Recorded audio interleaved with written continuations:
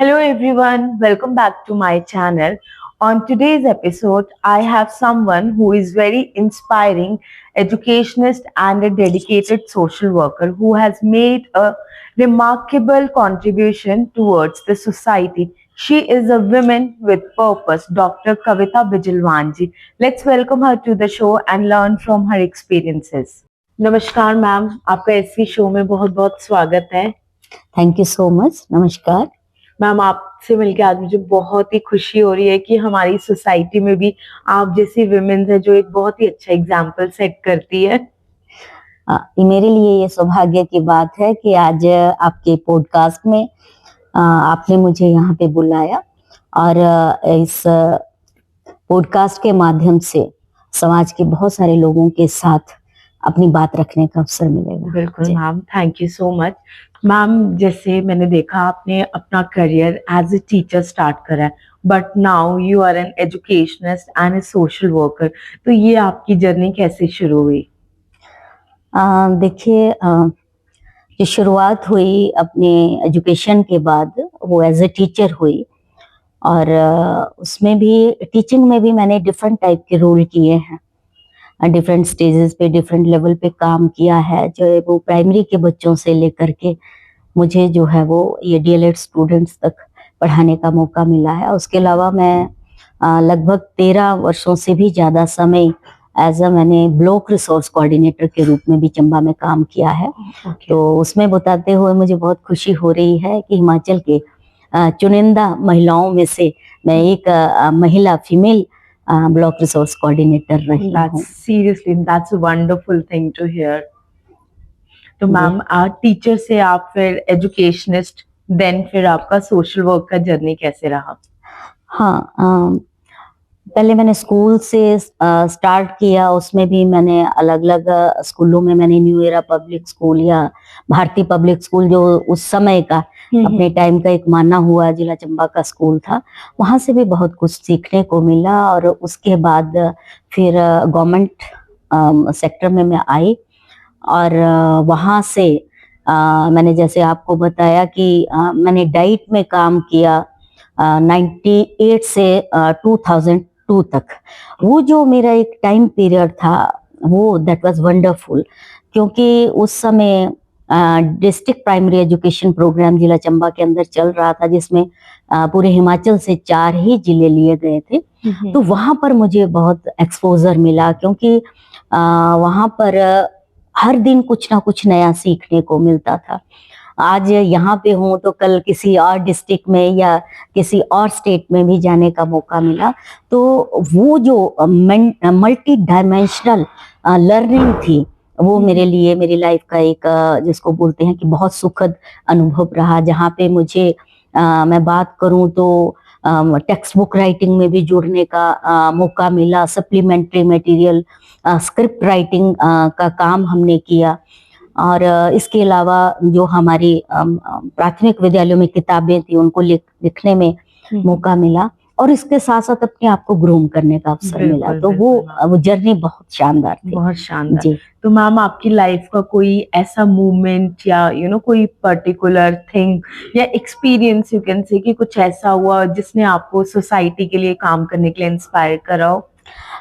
देखो, वो शायद ऐसा कुछ नहीं, लेकिन बचपन से ही मैं इस फील्ड, अगर सोसाइटी की बात आप जो कर रहे हैं कि मेरा शौक रहा है और उसके पीछे जो इंस्पिरेशन मुझे मिली है वो मेरे फादर से। क्योंकि उनका मुझे लगता है कि शायद दुनिया के अंदर चुनिंदा इंसानों में से मैं उनको अपने फादर को मानती हूँ। मतलब हर समय आप दिन में, सुबह, रात को जब भी कोई व्यक्ति बोल दे तो वो हमेशा उस कार्य को करने के लिए उसके लिए तत्पर रहते थे। सदैव अग्रणी हम जिसको बोल सकते हैं। तो बचपन से उस परिवेश में पली बड़ी, तो वो चीज मेरे अंदर ही शुरू से रही। चाइल्डहुड अडेप्टेबिलिटी आप बोल सकते हैं। Childhood, right. Okay, so this was your childhood journey which made you social worker today. That's perfectly fine. And ma'am, according to you आप देखते हैं कि आज के टीचर्स में सबसे अच्छी क्वालिटी क्या होनी चाहिए? क्या सिर्फ एक सब्जेक्ट नॉलेज काफी होती है एक अच्छे टीचर के लिए, कि इसके अलावा और भी बहुत सारी चीजें हैं? हाँ, बहुत अच्छा प्रश्न आपने पूछा और बहुत ही महत्वपूर्ण भी, है ना? क्योंकि टीचर, अब शब्द जितना सुनने में आसान लगता है, लेकिन व्यवहारिकता में देखें तो बहुत कठिन काम है। और उसमें भी मैं बात करूं जो प्राइमरी लेवल का हमारा टीचर है, टीचर को सबसे पहले एक मनोवैज्ञानिक होना पड़ता है, क्योंकि जब तक हम बच्चे को नहीं समझ पाएंगे, किसी भी स्तर का हो, प्राइमरी लेवल का है, जो एडोलेसेंट बच्चे हैं उनको, उनके साथ हमने कैसे रहना है, उनको कैसे टीच करना है, उनको कैसे सिखाना है। अगर बड़े बच्चों की बात करें, जैसे मैं डाइट में हूँ, तो डीएलएड की जो ट्रेनिंग है, जिनको हम जिस तरह से एक तरह से जेबीटी शिक्षक जो हमारे तैयार होते हैं, तो भावी अध्यापक कैसे बनेंगे, कैसे राष्ट्र को हमारे अध्यापकों की आवश्यकता है। तो अलग अलग स्तरों पर जब तक हम उनके मनोविज्ञान को नहीं जानेंगे, साइकोलॉजी को नहीं जानेंगे, तब तक शायद बात नहीं बनती है। और यही जो आपका प्रश्न है, ये एक अच्छे अध्यापक के रूप में मुझे लगता है कि सबसे पहला गुण होना चाहिए। क्योंकि विषय की जो आपने बात की, वो तो आजकल गूगल जो है वो सारा के सारा दुनिया का ज्ञान देता है, वो कठिन नहीं है। लेकिन ये वाला, और दूसरी बात है भाव का, समर्पण का भाव होना चाहिए। तो वो इन दोनों ही चीजों के कॉम्बिनेशन से मुझे लगता है कि एक अच्छा टीचर बना जा सकता है। Okay, so this is the topmost quality. In fact, मेरा next question यही था कि आज के जो टीचर्स हैं, उनको सबसे पहली चीज, like subject knowledge is obviously that's very important. उसके अलावा टॉप प्रायोरिटी पे कौन सी चीज है जो उनको आनी ही चाहिए, that can't be neglected? जी, देखो, जो आपने प्रश्न पूछा, इसी को मैं अपने संस्थान के साथ जोड़ती हूँ। जब हमारे इंस्टीट्यूशन में बच्चे आते हैं, तो सबसे पहले मैं उनसे पूछती हूँ कि क्या आप बाई चांस आए हो या बाई चॉइस आए हो। यानी अगर हम बाई चांस आए, तो बहुत सारे बच्चे बोलते हैं कि हम नहीं बनना चाहते थे ये, हम तो कुछ और बनना, कई बोलेंगे हम कॉम्पिटिटिव एग्जाम में यूपीएससी क्रैक करना चाहते थे, कोई बोलना चाहेगा हम ये बनना चाहते थे। वो तो मैं उनसे कहती हूँ कि ठीक है, आप बाई चॉइस नहीं आए, बाई चांस भी आए हैं, तो फिर अब आपकी प्रायोरिटी क्या होनी चाहिए कि हम चांस को चॉइस में कन्वर्ट करें। हाँ, बिल्कुल। किसी भी काम में जब हम लग जाएंगे, तो मुझे लगता है कि फिर, क्योंकि हमने अगर उस चीज को ऑप्ट किया है, तो फिर हमें उसी कार्य के प्रति समर्पित होना चाहिए। और मुझे बताते हुए बड़ी खुशी हो रही है कि हमारे वही बच्चे जो फर्स्ट डे आकर के कुछ और बोलते हैं, तो जब एंड में जाते हैं वहां से, तो वो एक चॉइस बन करके ही जाते हैं। उनके लिए टीचिंग जो है वो चॉइस बन जाती है। I believe ma'am teachers like you know set an examples for the students also. वो तो पता नहीं, पर प्रयास हमेशा से रहता है कि जो हमारे बच्चे हैं, हमारी भावी पीढ़ी है, उनको राष्ट्र के लिए तैयार किया जाए। क्योंकि दुनिया का युवा देश हमारा भारत देश है, तो भारत देश का युवा यदि कुछ ठान लेगा, कुछ करके दिखाने का जज्बा उसके अंदर आ जाएगा, तो निसंदेह हमारा देश जो है वो विश्व गुरु पुनः बन सकता है। Wow, that's beautiful. So ma'am, आज के एजुकेशन सिस्टम में आपके अकॉर्डिंग सबसे बड़ा चैलेंज क्या है? देखिए, बहुत सारी चुनौतियां हैं, और एजुकेशन सिस्टम में भी मैं अगर शिक्षा की बात करूं, तो शिक्षा में बालिका शिक्षा अपने आप में एक बहुत बड़ी बात है। और बालिकाओं को आगे बढ़ाने के लिए मुझे लगता है कि संसाधन से ज्यादा सोच की जरूरत है, क्योंकि सोच बदलेगी तो संसाधन स्वतः ही पैदा हो जाएंगे। तो एक ये हमारे लिए चैलेंज है कि हमारी बेटियां आगे आए, और वो आगे तभी आ पाएंगी जब उनको अपॉर्चुनिटीज मिलेंगी। क्योंकि बहुत सारे लोग ऐसे हैं दुनिया के अंदर, मेरा ये मानना है, बहुत क्षमता है उनके अंदर, लेकिन वो पर्दे के पीछे रह जाते हैं।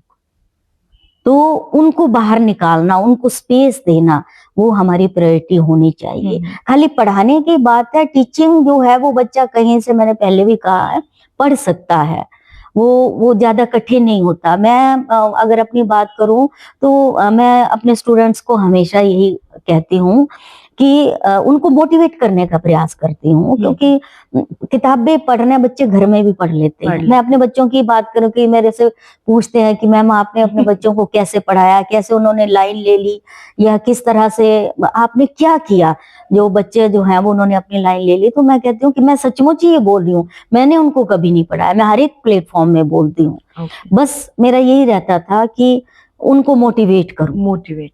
सो what is the right way to motivate kids, students specially? बच्चों को सबसे लाइक एक पेरेंट्स होते हैं जिनसे वो सब कुछ सीखते हैं, और आपने बिल्कुल सही कहा इनफैक्ट कि पढ़ाई तो वो स्कूल में भी कर सकते हैं और घर में भी कर सकते हैं। Basically they need the motivation. तो क्या मोटिवेशन आपको लगता है कि एज अ पेरेंट हर पेरेंट को अपने बच्चों को मोटिवेट करना चाहिए इन एवरी डे? बहुत अच्छा क्वेश्चन है ये, क्योंकि ये जो बात है कई लोग पूछते हैं और कईयों को लगता है कि कैसे किया जाए, कैसे किया जाए। अब चाहे वो कम पढ़े लिखे पेरेंट्स हैं या फिर पढ़े लिखे लोग हैं, तो दोनों ही प्रकार के लोगों का क्वेश्चन कई बार मेरे सामने ये आता है। देखिए, हम चाहते, हर पेरेंट चाहे वो गरीब है अमीर है, वो चाहता है कि मेरा बच्चा पढ़े, आगे बढ़े जीवन में। लेकिन मैं हमेशा कहती हूँ कि हम बच्चों को आगे बढ़ना देखना चाहते हैं तो उसके लिए तपस्या करनी पड़ती है। देखो, बिना तपस्या के बिरले होते हैं जो अपने दम पर कुछ बन जाएंगे, लेकिन प्रयास हमें करने पड़ते हैं। मैं क्योंकि कम्युनिटी मोबिलाइजेशन इंटरवेंशन भी डाइट में देखती हूँ, हमारे जिला में 11 कस्तूरबा गांधी बालिका छात्रावास चल रहे हैं, उसकी भी मैं डिस्ट्रिक्ट कोऑर्डिनेटर हूँ, और बहुत सारी इंटरवेंशंस को देखती हूँ। तो जहाँ पे भी मुझे कम्युनिटी के साथ इंटरेक्ट करने का मौका मिलता है, तो चाहे वो अनपढ़ महिला क्यों ही नहीं होगी हमारी, मैं उनको बोलती हूँ कि आप अपने बच्चों को सामने बिठाओ, उनके लिए अपने आप पहले तपस्या करो। आप टीवी देखेंगे और बच्चों को बोल देंगे कि चलो जाओ आप दूसरे कमरे में पढ़ने के लिए बैठो, ऐसा नहीं होगा। चाहे आप अपनी रसोई में ही बच्चे को बिठा लो, आप खाना बनाओ, पर बच्चा आपके सामने, हो सकता है 1, 2, 4, 10 बार वो उसका ध्यान कहीं दूसरी तरफ जाएगा, लेकिन धीरे धीरे जब उसकी रूटीन बनेगी तो उसको लगेगा मेरी माँ मेरे साथ बैठी है, हम अपना काम छोड़ें, वो हो जाएगा, सारे काम हो जाएंगे। क्योंकि देखिए, पेरेंट्स के लिए मुझे लगता है कि अपने बच्चों से ज्यादा कोई प्रायोरिटी नहीं होनी चाहिए। ठीक है, जब उनकी वो चीज पूरी हो जाएगी, उसके बाद हमारे पास समय ही है, हम और काम करें। तो वो जो तपस्या है वो बहुत पे करती है लेटर ऑन। बच्चा बोलेगा नहीं कुछ भी, लेकिन हमारी डेडिकेशन को वो देखेगा कि मेरे माँ बाप ने ये काम किया। अभी मैं कल आपको 2 दिन पहले की बात बताऊं, हमारी एक ओरिएंटेशन थी, तो हमारे वहां पे एक बेटी आई हुई थी जो हमारे छात्रावास में पढ़ी है और अभी वो वार्डन के रूप में वहां पे सेवाएं देने लगी है, गॉड मेडलिस्ट है। तो मुझे लगा कि ये एक सक्सेस स्टोरी है, मैं इसको हाईलाइट करती हूँ। तो जब उससे मैंने थोड़ी सी डिटेल ली तो उसने बोला, मैम मैंने ना इसमें अपने पेरेंट्स का ही लिखा है, मैं चाहती हूँ मेरे दादा दादी के बारे में जरूर लिखना। वो मेरे को इतना अपील की उसकी वो बात, वो शब्द, कि देखिए ये जरूरत है, आज की जरूरत है। कहा हर पेरेंट्स करते हैं, लेकिन मेरे दादा दादी को जो खुशी होगी ना उसको मैं बयान नहीं कर सकती। तो उनका नाम जरूर आए, कहीं ना कहीं उनका रेफरेंस आए। तो ये चीज होनी चाहिए, बच्चे समझते हैं, तो वो काम जो है वो हम पेरेंट्स को, हम बड़ों को करना पड़ेगा। जी मैम, आपने बहुत ही ब्यूटीफुली एक्सप्लेन किया। और मैम, जैसे कि अभी आपने गर्ल चाइल्ड एजुकेशन के लिए बताया, तो इसमें आपका क्या इन्वॉल्वमेंट है गर्ल चाइल्ड एजुकेशन के लिए? देखिए, अगर मैं अपने वर्तमान की बात करूं तो जैसे डाइट में मैं अभी पढ़ा रही हूँ, तो 11 छात्रावासों को देख रही हूँ, कम्युनिटी मोबिलाइजेशन को देख रही हूँ, या फिर मेरे पास और भी इस तरह के प्रोग्राम है। जैसे अभी एक समग्र शिक्षा के अंतर्गत हिमाचल सरकार द्वारा ई-डेस्क प्रोग्राम चलाया गया है, जिसमें बच्चों को एक संवाददाता के रूप में किस तरह से आप लेख लिख सकते हैं, किस तरह से आप आने वाले समय में जो है वो एक अच्छे प्रेस रिपोर्टर बन सकते हैं, तो कंटेंट क्रिएटर बन सकते हैं, वो शुरू किया है। तो उसको भी मैं देख रही हूँ और मुझे बताते हुए बहुत खुशी हो रही है कि हमारे चंबा जिला के बहुत सारे बच्चियां जो हैं उनके कंटेंट जो है वो तैयार होकर के ई-डेस्क प्लेटफॉर्म में आ गए हैं। तो छात्रावासों की मैं बात करूं तो जो 11 छात्रावास हैं, ये भी मैं बता दूं कि हिमाचल प्रदेश के अंदर केवल मात्र 14 कुल छात्रावास हैं, जिसमें से 11 छात्रावास हमारे चंबा जिला में ही है। तो उसमें भी मेरी प्राथमिकता ये रहती है कि कहाँ पे और अधिक आवश्यकता है, हम कहाँ पे और छात्रावास बच्चों के लिए खोल सकते हैं। और छात्रावासों में बच्चों की जो गतिविधियां होती हैं, उसमें भी बच्चों को मोटिवेट करने के का भरपूर प्रयास रहता है कि किसी ना किसी माध्यम से उनको हर ऊंचाई तक हम पहुंचाने का प्रयास करें। और हमारी बेटियां निकल भी रही हैं। एक हमारी बेटी जो है वो पीएचडी करके हिमाचल प्रदेश विश्वविद्यालय से अभी असिस्टेंट प्रोफेसर भी बन गई है। एक हमारी बेटी करिया से वो केंद्रीय विद्यालय मैसूर में अपनी सेवाएं दे रही है। एक की अभी मैंने थोड़ी देर पहले आपसे जिक्र किया था कि पायल सूर्यवंशी वॉइस ऑफ पंजाब में जो है वो टॉप 20 में उसका सिलेक्शन हुआ है, मे भी वो विनर बन जाए। तो इस तरह से बहुत सारे ऐसे, पूनम भारद्वाज जैसी आर्टिस्ट हमारे छात्रावास से निकली है। तो इस तरह से और भी बहुत सारे बच्चे हैं जो आने वाले समय में बहुत बड़ा नाम कमाने वाले हैं। तो ऐसा प्रयास रहता है कि हम कुछ करें और उसके बाद वो बच्चे अपना प्रदर्शन करके दिखाएं। जी जी मैम, जैसे मैम चंबा में भी बहुत हाइट्स पे, माउंटेन्स पे जैसे छोटे छोटे गांव हैं, वहां पे जो एजुकेशन के लिए क्या हो सकता है? जैसे कुछ अपॉर्चुनिटीज हैं काफी उनको दूर से, लाइक बारिश हो, बर्फ हो, तो वो कैसे कम्यूट करती है स्कूल्स के लिए? क्या उनकी लोकेशन में छोटे छोटे स्कूल्स या कुछ ऐसी अपॉर्चुनिटीज हैं बच्चों के लिए? देखिए, बहुत जेन्युइन प्रश्न आपने पूछा।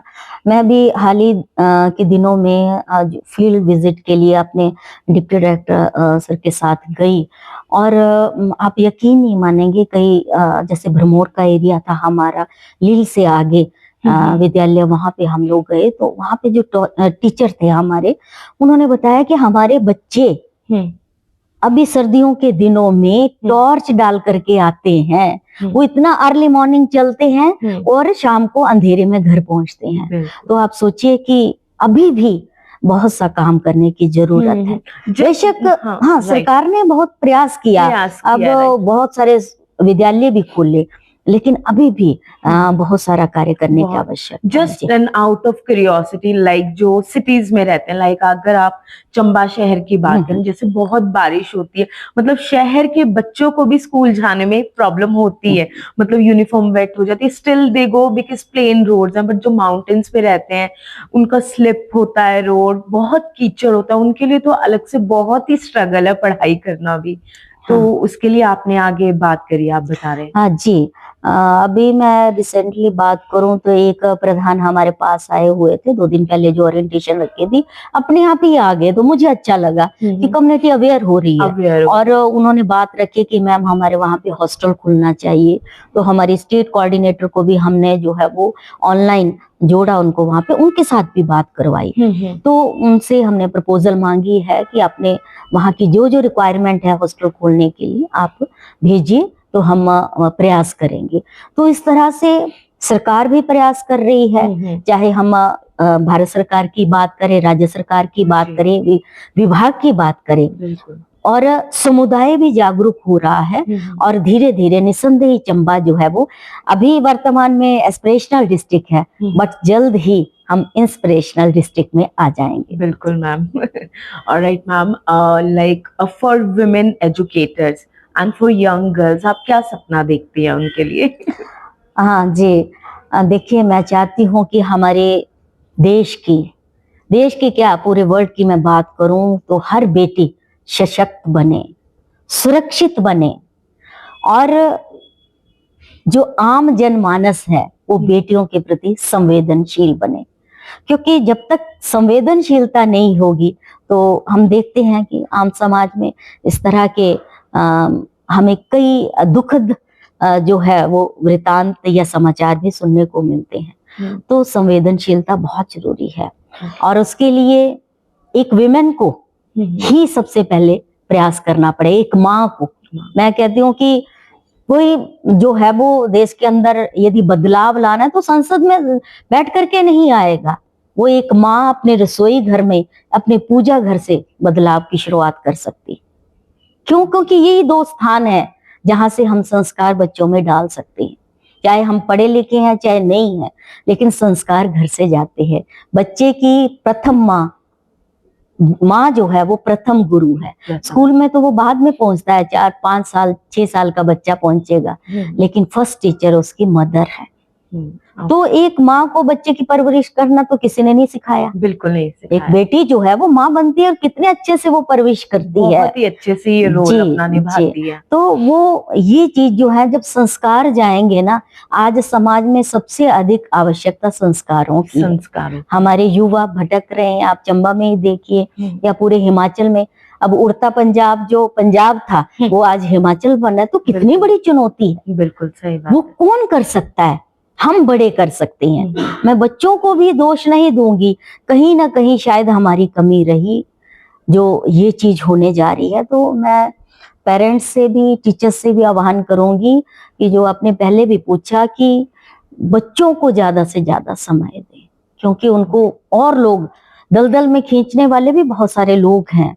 तो हम अगर उनका हाथ बड़े थाम के रखेंगे, उनके साथ कंधे से कंधा मिला करके चलेंगे, उनकी भावनाओं को समझेंगे, तो निसंदेह जो समय है वो उनका फ्यूचर है वो खूबसूरत होगा।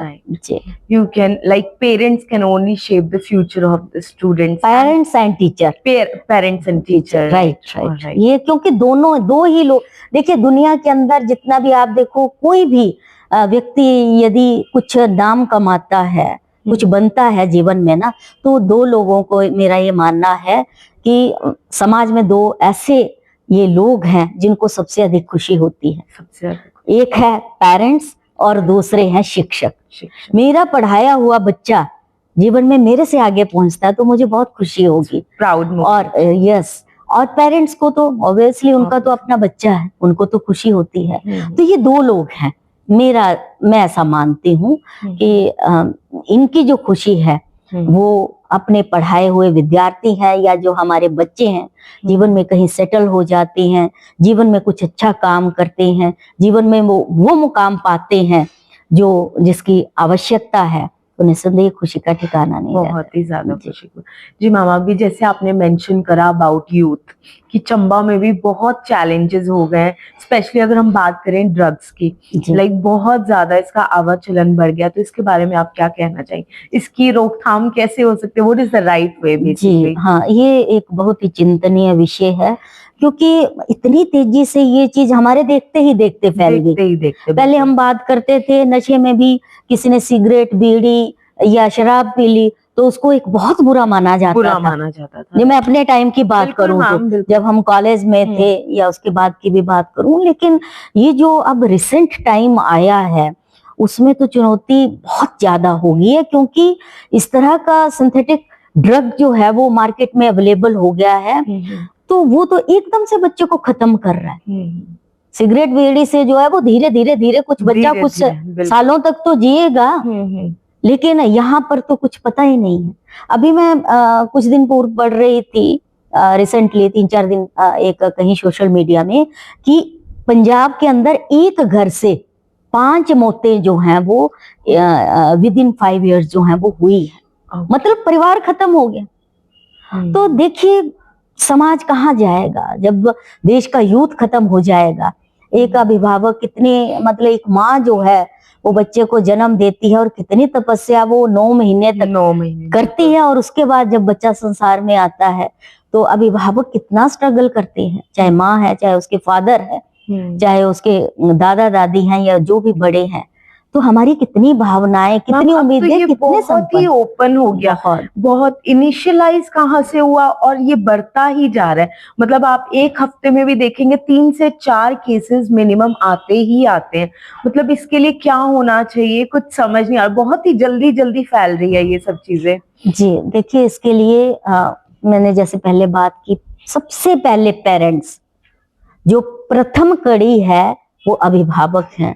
और मैं तो इस आपके इस कार्यक्रम के माध्यम से भी समाज में या मदर्स को, स्पेशली मैं ज्यादा मोटिवेट मदर्स को करती हूँ, क्योंकि मुझे लगता है कि वही है जो राष्ट्र को बदलेगी। माँ और परिवार, ये जो है वो बहुत बड़ी धुरी है। देखिए, ईमानदारी का पैसा घर में जाएगा ना, तो उसका, उस अन्न का जो रिजल्ट होगा वो कुछ और होगा। कुछ और होगा। बेईमानी के पैसे से हम आगे बढ़ सकते हैं, बहुत सारी चीजें पा सकते हैं, लेकिन उतनी ही शीघ्रता से, उतनी ही तेजी से तेजी। हमारा पतन भी होता है। बिल्कुल। मेरा अपना मानना है कि जो भी हम बच्चे को खिलाएं वो नेक कमाई का खिलाएं। दूसरी बात, अपने बच्चों के ऊपर निगरानी रखें। निगरानी रखने का अर्थ ये नहीं है कि हर बात पे आप उसको टोको, चेक करो। एक जिसको कहते हैं ना कि एक फ्रेंड की तरह हमने बच्चों के साथ रहना है, क्योंकि आज का जो युवा है, जब हमारा बचपन था वो और टाइप का था, हमें डांट भी पड़ती थी, मार भी पड़ती थी। इनफैक्ट मैं अभी भी बात कर रही हूँ कि मार भी पड़ती थी, हम लोगों बड़े बड़े थे तब भी पड़ती थी। राइट। लेकिन वो समय और था। दुनिया के अंदर इतनी तेजी से जो है वो चेंजेस हो रही हैं, मनोविज्ञान भी बदल रहा है बच्चों को देख करके। तो उसी ढंग से हमें समझना पड़ेगा कि बच्चों के साथ हमें एज अ फ्रेंड रहना पड़ेगा, एज अ गाइड रहना पड़ेगा, एज अ मोटिवेटर रहना पड़ेगा। हमारे बच्चों को ना घर जो है वो सबसे बड़ा आकर्षण लगना चाहिए। जिस वक्त बच्चे को घर में लगता है कि नहीं, उसको घर में मजा नहीं ना आएगा, वो बाहर की तरफ जाएगा। और जब बच्चे के अंदर आकर्षण होगा अपने घर का, कि मेरा घर है, मेरे पेरेंट्स हैं, मेरे घर के बड़े हैं, मेरे भाई बहन है, तो मुझे लगता है कि वो बाहर की ओर नहीं भटकेगा।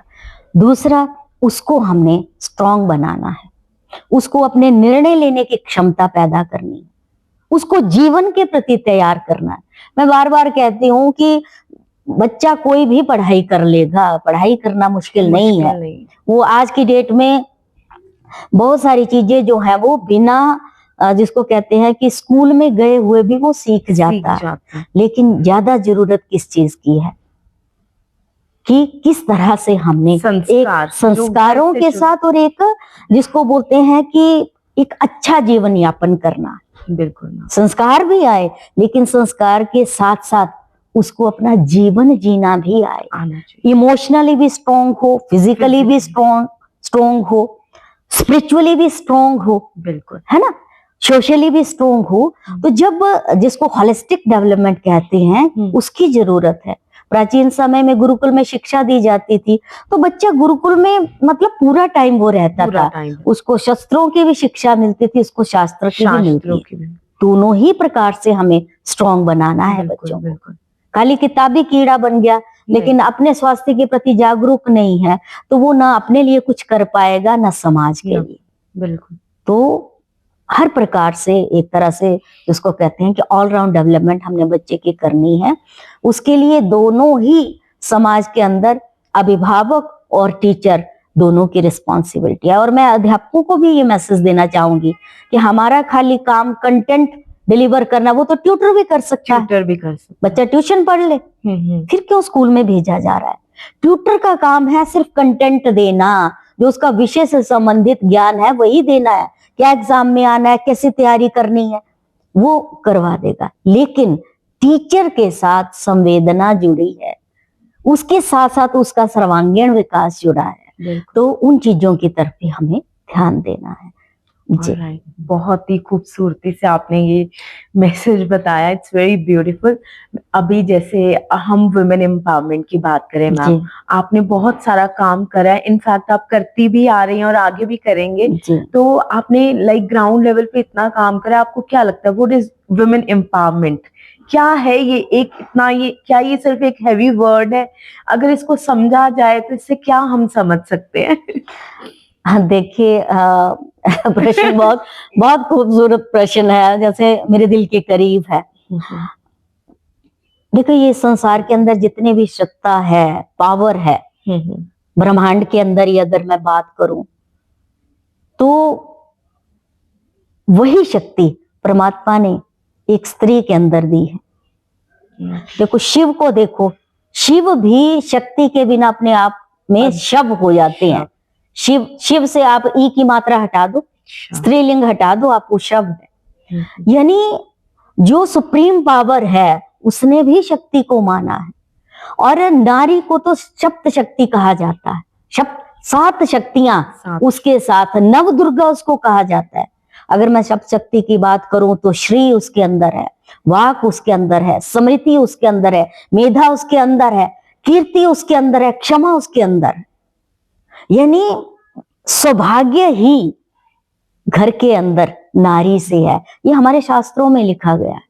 ऐसी बातें नहीं लिखी गई हैं, क्योंकि जो भी शास्त्र लिखे गए हैं हमारे ऋषि मुनियों ने बहुत ही उसको, जिसको कहते हैं ना कि चीजों को देखने, परखने, जांचने के बाद वो चीजें जो है वो उन शास्त्रों के अंदर है। तो आप सोच सकते हैं कि नारी जो है वो, उसको अपने आप को पहचानना होगा। जैसे हनुमान जी को अपना बल किसने, जामवंत जी ने याद करवाया था। बिल्कुल, वो बिल्कुल। तो उनके अंदर था सब कुछ, हाँ, सब लेकिन वो भूल गए थे, है ना, राइट, चाहे वो राइट। किसी भी कारण से। उनकी लेकिन शक्तियाँ, हाँ, उनकी उनकी शक्तियों powers। को वो दोबारा से उनको याद करवाया गया, आप भी कर सकते हो। वैसे ही आज समाज में जरूरत है, क्योंकि नारी एक ऐसी परमात्मा की रचना है इस संसार के अंदर कि जो, जिसके अंदर बहुत कुछ है, वो समाज को दिशा देने वाली है, समाज की दशा को बदलने वाली है। तो नारी जो है वो बहुत कुछ कर सकती है।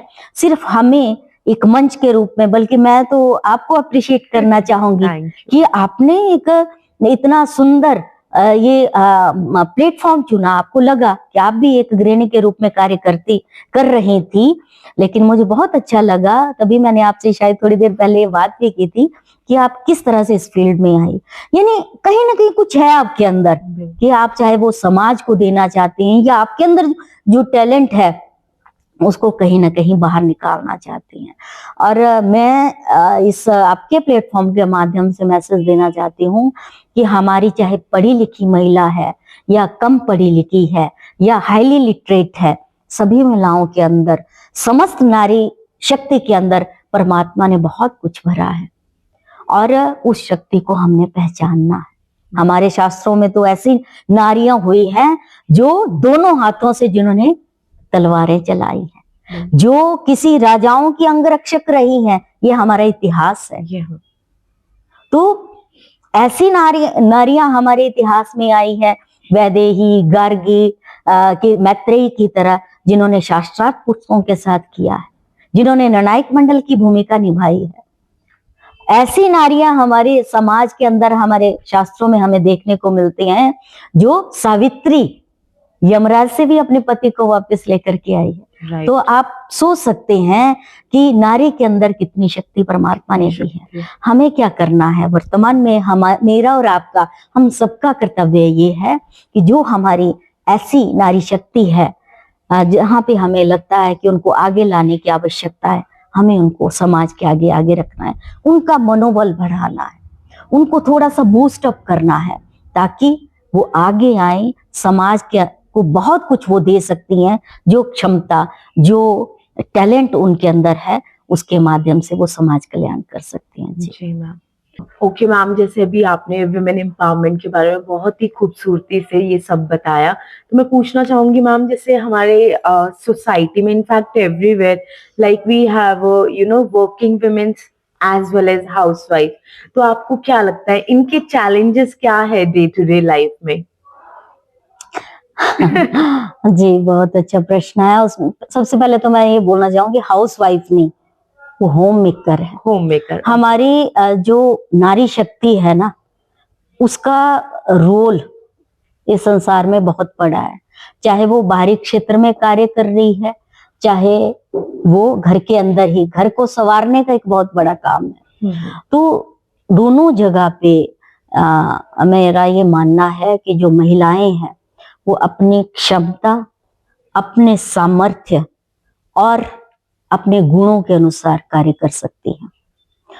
परिवार को बनाना, परिवार को संवारना और उन सब कार्यों को करते हुए समाज को कुछ देना, ये अपने आप में उनके अंदर जो क्षमता है उसके माध्यम से किया जा सकता है। और जो घर के बाहर भी कार्य कर रही हैं किसी भी सेक्टर में, चाहे वो पॉलिटिक्स है, प्राइवेट सेक्टर है, गवर्नमेंट जॉब कोई महिला कर रही है, तो उसका भी ये प्रयास रहना चाहिए कि वो अपनी क्षमता, अपने गुणों के आधार पर वहां पे भी यश और कीर्ति को प्राप्त करे। लेकिन उसके साथ साथ मैं ये अवश्य कहना चाहूंगी कि वो ये नहीं भूले क्योंकि जो भी एक महिला जब कोई प्रसिद्ध होती है, कुछ नाम समाज के अंदर पाती है, तो उसकी उस सफलता के पीछे उसके परिवार का भी हाथ है, उसके सास ससुर की भी तपस्या है, उसके पति का हाथ है, उसके बच्चों का कंट्रीब्यूशन है, उसके परिवार के लोगों का है। तो ये जो कीर्ति किसी महिला को मिलती है, वो उसको खाली अपना नहीं समझना चाहिए, ये मैंने किया है। कई बार ये भाव आ जाता है। तो उन चीजों को भी हमने देखना है कि हमने यदि कुछ नाम पाया है तो हमारे परिवार के सहयोग से ही पाया है। और प्रयास ये रहना चाहिए, चाहे हम घर में कार्य कर रहे हैं, चाहे बाहरी क्षेत्र में कर रहे हैं, समाज के लिए, राष्ट्र के लिए हमारा योगदान सदैव रहना चाहिए, हमारी प्राथमिकता रहनी चाहिए। जो हमारी घर में काम करने वाली महिलाएं हैं, उनके लिए तो मैं बोलती हूँ कि यदि हम अपने परिवार को अच्छा बना लेते हैं और उसके साथ साथ यदि वो हमारा परिवार अच्छा है, तो वही अपने आप में बहुत बड़ा आदर्श है समाज के लिए। राइट। उसको देख करके लोग सीखेंगे। जी जी मैम, तो आप इस बारे में कुछ बताना चाहेंगी कि कहते हैं कि आजकल हर एक विमेन को फाइनेंशियली इंडिपेंडेंट होना इज वेरी इंपॉर्टेंट। क्या ये इतना ही जरूरी है जितना ये सुनने में आता है, या इट्स जस्ट अ सेइंग? देखिए, वैसे अगर बात की जाए ना, तो जो पैसा है वो डिपेंड करता है कि उसका महत्व हमारे लिए कैसा है। पैसा एक ऐसी चीज है कि जिसके पीछे यदि हम चलते जाएंगे तो वो भूख एंडलेस है। Endless, right. क्योंकि बड़े से बड़ा जो इंडस्ट्रियलिस्ट है वो भी आगे और अधिक कमाने की ओर लगा हुआ है। तो वो डिपेंड करता है पर्सन टू पर्सन। लेकिन हाँ, पैसा हमारी जरूरत भी है, और जिसको बोलते हैं ना कि हमारी नीड क्या है और नेसेसिटी क्या है, इन दोनों पे यदि हम, भोजन सभी को चाहिए, लेकिन किसी को 10 सब्जियां चाहिए, कोई एक सब्जी से पेट भरना, हमारी भूख शांत होना जो है वो हमारा उद्देश्य होना चाहिए। तो वो डिपेंड करता है, जो भी व्यक्ति विशेष है वो पैसे का किस ढंग से देखता है। जहां तक विमेन की बात है कि वो भी पैसा कमा रही है या नहीं कमा रही है, वो इतना महत्वपूर्ण नहीं है। देखिए, मेरा जो मानना है, पता नहीं मैं कुछ इस ढंग से सोचती हूँ कि पैसा कुछ भी है हमारे पास, बड़ा हमने जो है वो पैसा कमा लिया जीवन में, लेकिन यदि हमारी संतान सही नहीं है तो वो पैसा कल को मिट्टी बन सकता है। और यदि अच्छी संतान हमारी निकल जाती है और हमारे पास जीवन यापन करने लायक ही है, तो वो हमारी संतान उसको खूब आगे बढ़ाएगी।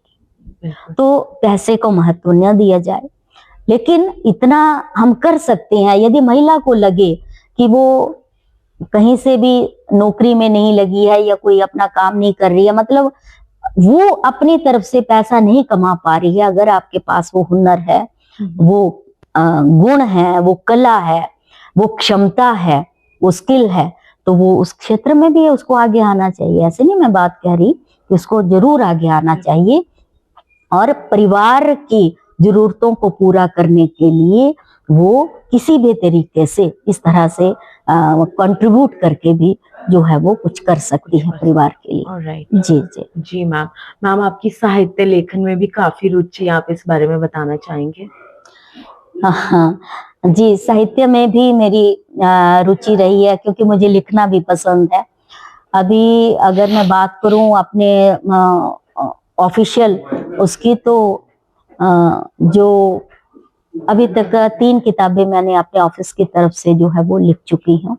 एक जो मैंने बात की है हमारे जो छात्रावास है, उसमें उड़ान बेटियों के हौसलों की, जो हमारी बेटियां हमारे छात्रावास में पढ़ती हैं, लगभग 800 से ऊपर बच्चियां हमारी हॉस्टल्स में रहती हैं, तो उनकी सक्सेस स्टोरीज की क्या वो बच्चियां अब तक बनी हैं, उनका क्या कामयाबी जो है वो उन्होंने हासिल की है, तो उनके लिए एक किताब ये निकाली है। उसके अलावा एक किताब निकाली है शिक्षा की बदलती तस्वीर।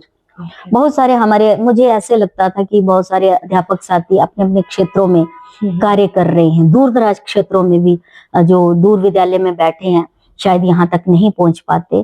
तो मैंने प्रयास किया कि उनके उन सारे कार्यों को जो उन्होंने काम किया है उसको एक डॉक्यूमेंटेशन की फॉर्म में इस किताब के माध्यम से निकाला है। तो ये किताब जो है वो शिक्षा की बदलती तस्वीर, और इसमें जो है वो QR कोड के माध्यम से भी इतना हमने लिटरेचर डालने का प्रयास किया है कि एक ही किताब के अंदर अधिक से अधिक सामग्री मिल जाए। और जो तीसरी जो इसमें कंट्रीब्यूशन मैं अपना बताना चाहूंगी, एक पुस्तक तैयार की है ज्ञान बाल तरंग। ये जो ज्ञान तरंग पुस्तक है उसमें जो मुझे महसूस होता है, क्योंकि मैंने प्राइवेट सेक्टर में भी और गवर्नमेंट में भी दोनों जगह काम किया है, तो प्राइवेट स्कूलों में तो एक्स्ट्रा किताबें बहुत सारी लगा देते हैं, GK की लगा देते हैं, लेकिन हमारे सरकारी विद्यालयों में जहाँ पर गरीब घरों के बच्चे भी बहुत अधिक पढ़ते हैं, तो उन बच्चों को कोई ऐसी सप्लीमेंट्री बुक नहीं मिलती, GK की बुक।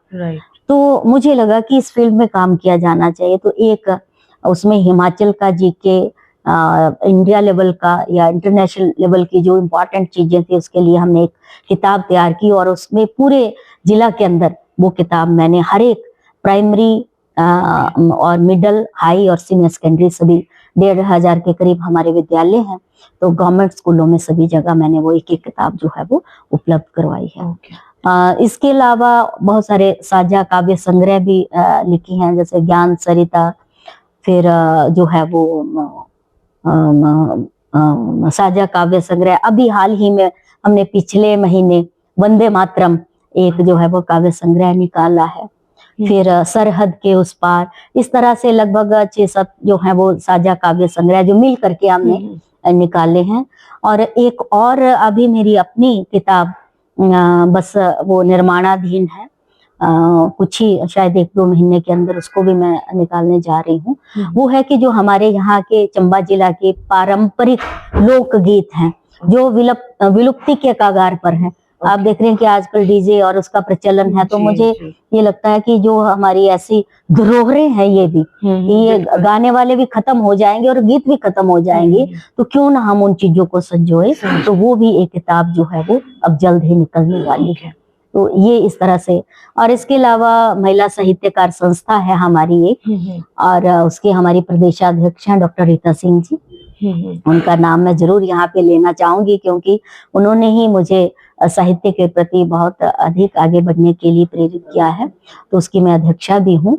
तो उस प्लेटफॉर्म के माध्यम से भी हम महिलाएं, ऐसी मातृशक्ति जिनको लेखन में, जो घर में है बेशक, लेकिन वो लिटरेरी पर्सन है और वो लिखना चाहती हैं, तो वो उसके माध्यम से भी उस कार्यक्रम, उसमें डिफरेंट टाइप के हमारे कार्यक्रम चलते रहते हैं, उसमें भी वो अपना योगदान दे सकते हैं। मैम, ये सभी बुक्स के बारे में बताया अभी आपने, तो ये इजीली क्या किसी भी स्टोर में अवेलेबल है या इनको कैसे ले सकते हैं? हाँ जी, जरूर। ये किताबें जो हैं वो अगर आप लेना चाहें तो वो मैं नाम भी दे सकती हूँ, या फिर जो ये आप गूगल में भी सर्च करेंगे वहां पे भी आपको मिल जाएंगे। ये जो साझा काव्य संग्रह हैं वो तो हमने इकट्ठे टीचर्स के, हमारे कोई ग्रुप है ये जो हमारे साहित्य से जुड़े हुए लोगों ने हमने ऐसे निकाली हैं। और जो तो दूसरी जो डिपार्टमेंट की और किताबें निकाली हैं वो यदि आप चाहें तो आपको उपलब्ध करवाई जा सकती हैं। मैम, चंबा जैसे रीजन में सबसे बड़ी स्ट्रेंथ क्या लगती है आपको? हाँ, ये बहुत अच्छा प्रश्न है, क्योंकि चंबा अपने आप में अचंभा है। ये केवल एक टैगलाइन नहीं है, लेकिन सचमुच ही जब मैं देखती हूँ हमारे यहाँ के वयोवृद्ध, वृद्ध, महिलाएं, बच्चे, इतना हुनर है, इतना टैलेंट है, तो मुझे सचमुच ही लगता है कि चंबा रियासत काल से ही, जहाँ पे जो बिजली निर्माण जो हमने यहाँ पे कर दी, जहाँ पे भारतवर्ष के अन्य राज्यों में एक राज्य को छोड़ करके और कहीं नहीं थी, और ऐसी ऐसी चीजें हैं यहाँ पर कि लोगों के अंदर कला बहुत अधिक है। तो बहुत कुछ है, अब सिर्फ जरूरत है आज उनको बाहर निकालने की। जो चीजें छुप गई हैं, विलुप्त हो गई हैं, पीछे छूट गई हैं, उनको हम सभी को, मेरी, आपकी और पूरे समाज का दायित्व है कि हमें उनको बाहर लेकर के आना है। तभी चंबा फिर से वही वाला पुराना चंबा बन करके निकलेगा। जी मैम, बिल्कुल। और मैम, आपको क्या लगता है आज के यूथ की सबसे बड़ी डिस्ट्रैक्शन क्या है? हाँ, ये भी प्रश्न बहुत ही चैलेंजिंग प्रश्न है। आज की डेट में हम देख रहे हैं कि हमारा यूथ भटक रहा है, जिसके बारे में जिक्र भी हमने किया है कि उसके लिए बाहर बहुत कुछ है, बहुत आकर्षण है। उसको अपने आप को कैसे कंसंट्रेट करना है, उसको अपना लक्ष्य कैसे निर्धारित करना है, तो वो सही दिशा उसको कहाँ से मिले। फिर से मैं वही बात दोहरा रही हूँ कि उसको अपने आप में पहले संबल जो है वो बनाना होगा, उसको डिस्ट्रैक्शन से हटना होगा, उसको अपने लक्ष्यों का निर्धारण करना होगा, उसको पता होना चाहिए कि मुझे क्या करना है। और जब वो एक बार लक्ष्य निर्धारित कर लेगा तो फिर उसको ये भी पता होना चाहिए कि उस लक्ष्य की प्राप्ति के लिए मेरे पास क्या क्या ऑप्शन है और उन ऑप्शन में से कौन सा ऑप्शन मेरे लिए सही है। क्योंकि कई बार उसी में भटक जाते हैं। जी मैम। उसने लक्ष्य तो टारगेट उसने सेट कर लिया कि मुझे ये करना है, लेकिन वहां तक पहुंचना कैसे है, उसका चुनाव करना ये भी एक चुनौती होती है। तो उस समय उसके पेरेंट्स, उसके टीचर या उसके वेल विशर उसको सपोर्ट कर सकते हैं। उसको उसका लक्ष्य प्राप्त करने में यदि हम कुछ उसको मोटिवेट कर सके तो मुझे लगता है कि इससे बड़ी बात और कोई भी नहीं हो सकती। जी मैम। तो ये जरूरी है। Sure ma'am. मैम मैं चाहूंगी अब इसी के साथ बस हमारा एपिसोड यहाँ पे फिनिश होने वाला है। मैं चाहूंगी आप एक आपने बहुत खूबसूरती से सब चीजें रखी हैं। मैं चाहती हूँ कि आप पेरेंट्स, टीचर और आज के यूथ के लिए एक कोई छोटा सा मैसेज जरूर कन्वे करें। हाँ, देखिए, जो हमारा यूथ है, जो हमारा युवा है, जो हमारे देश के भावी कर्णधार हैं, उनको तो मैं इतना ही कहूंगी कि आप अपनी लाइफ को डिसिप्लिन बनाइए, क्योंकि अनुशासन जीवन में आगे बढ़ने के लिए बहुत जरूरी है। अनुशासन की शुरुआत घर से होगी, विद्यालय से होगी, तभी वो चीज उसके अंदर वो ग्रूम हो पाएगी। और अनुशासन एक ऐसी चीज है जो व्यक्ति को बाकी सारे गुणों को ला देता है। ये एक ऐसी कड़ी है, ये एक ऐसी टॉनिक है, मैं तो ये कहूंगी ये एक ऐसी गोली है जो और बहुत सारे गुणों को आपके अंदर भर देगी। क्योंकि अनुशासित व्यक्ति जो है वो जीवन में बहुत कम असफल होते हुए मैंने देखा है।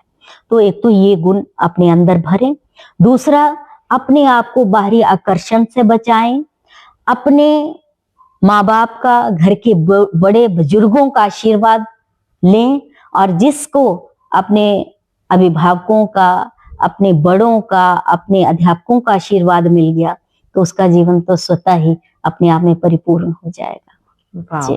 जी ma'am, thank you so much ma'am. आज का एपिसोड बहुत ही इंस्पायरिंग और आई ओपनिंग था।